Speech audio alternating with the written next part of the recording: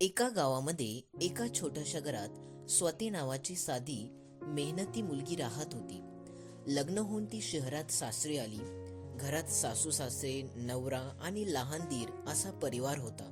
घराची आर्थिक परिस्थिती बेताचीच होती. नवऱ्याची नोकरी पगारावर चालणारी, पण कर्ज आणि खर्च जास्त असत.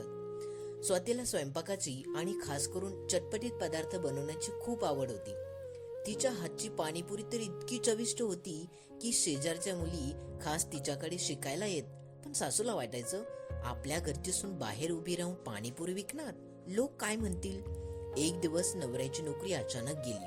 घरात तणावाचं वातावरण पसरलं. सगळे चिंतेत होते. त्या रात्री स्वाती शांतपणे म्हणाली, आई, मला एक संधी द्या. मी चौकात पाणीपुरीचा छोटासा स्टॉल लावते. आपल्या घराचा खर्च मी सांभाळेन. सासू आधी रागावली, पण परिस्थिती पाहून तिने परवानगी दिली. दुसऱ्या दिवशी स्वातीने रंगीत गाडी सजवली. गाडीवर मोठ्या अक्षरात लिहिलं, स्वातीची स्पेशल पाणीपुरी. पहिल्याच दिवशी तिच्या स्टॉलवर मोठी गर्दी झाली. तिच्या पाण्याची चव, स्वच्छता आणि हसतमुख सेवा लोकांना खूप आवडली. ती प्रत्येक ग्राहकाला म्हणायची, आणखी थोडं तिखट चालेल का, आणि लोक हसत हसत पुन्हा पुन्हा यायचे.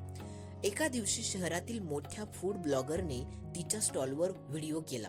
ही आहे शहरातील बेस्ट पाणीपुरी, असा त्याने व्हिडिओ पोस्ट केला. आणि मग काय, व्हिडिओ व्हायरल झाला. दुसऱ्याच दिवशी तिच्या स्टॉलवर लांबच लांब रांग लागली. स्वातीने कमाईतून नवीन गाड्या घेतल्या. 2, मग 4 आणि हळूहळू 10 पाणीपुरीचे स्टॉल उभे केले. तिने इतर गरजू महिलांनाही कामावर घेतले. प्रत्येकाला ती म्हणायची, आपण सगळ्या मिळून मोठं स्वप्न पूर्ण करू. काही वर्षातच तिचा स्वाती फूड्स नावाचा एक मोठा ब्रँड तयार झाला. शहरात तिची स्वतःची पाणीपुरी कॅफे चेन सुरू झाली. तिच्या मेहनतीने आणि धाडसीने ती करोडपती झाली. एक दिवस टीव्हीवर तिची मुलाखत आली. पत्रकाराने विचारलं, तुमच्या यशाचं गुपित काय आहे? स्वाती हसून म्हणाली, लोक काय म्हणतील याची भीती सोडली आणि स्वतःवर विश्वास ठेवला. काम लहान नसतं, आपले विचार लहान असतात. सासूच्या डोळ्यात अश्रू आले. ती अभिमानाने म्हणाली, माझी सून आज करोडपती आहे, कारण ती मेहनती आहे. गावातील मुलींना आता प्रेरणा मिळाली. त्यांनीही छोटे छोटे व्यवसाय सुरू केले. स्वातीने त्यांना मदत सुद्धा केली, मार्गदर्शन केले.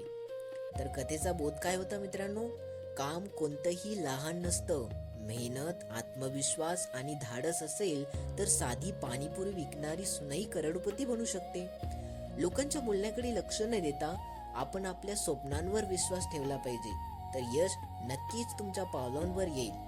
धन्यवाद.